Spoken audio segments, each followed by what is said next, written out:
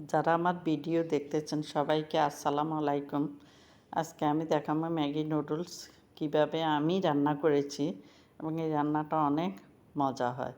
যেমন ম্যাগি নুডলসকে আগে সিদ্ধ করে রেখে দিয়েছি, তারপরে তেলের মধ্যে পেঁয়াজ, কাঁচামরিচ কুচি, একটু গাজর কুচি দিয়ে কতক্ষণ নেড়ে চেড়ে আবার দিলাম চিকেন বল কুচি করে দিয়ে আবার একটু ভাজলাম, আবার 2টা ডিম দেই, দিয়ে ভাজি ওই সিদ্ধ নুডলসগুলি দিয়ে দিই।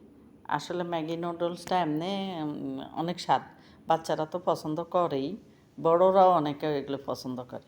তা আমি একটু ম্যাগি নুডলসের মশলাও দিলাম।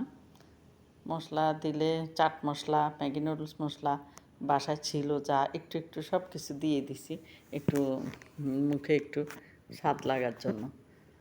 বাসায় মেহমানও ছিল, তো একটু আরও বেশি মজা লাগানোর জন্য আর কি এত কিছু দেওয়া। তারপরে এগুলি আবার নেড়ে চেড়ে পরে দিয়ে দিই সিদ্ধ নুডলসগুলি। সিদ্ধ করি না, নুডলসে একটু পানি ফুটাই নিয়ে নুডলস দিয়ে নেড়ে চেড়ে উঠাই ফেলি। তারপরে ছেঁকে নিই, ছেঁকে পরে একটু ঠান্ডা পানি দিলে যে নুডলস দিয়ে আঠা ধরে, ও আঠাগুলি ছেড়ে যায়, ঝরঝরা হয়ে যায়। এদিকে আবার চিকেন ছিল, চিকেন স্টিক ছিল বাসায়, ওগুলিও ভাজছি। পুয়া পিঠা ভাজলাম, চিকেন বল ভাজলাম, তারপরে কেক, মাফিন কেক বাচ্চাদের জন্য, ড্রাই কেক সব দিয়ে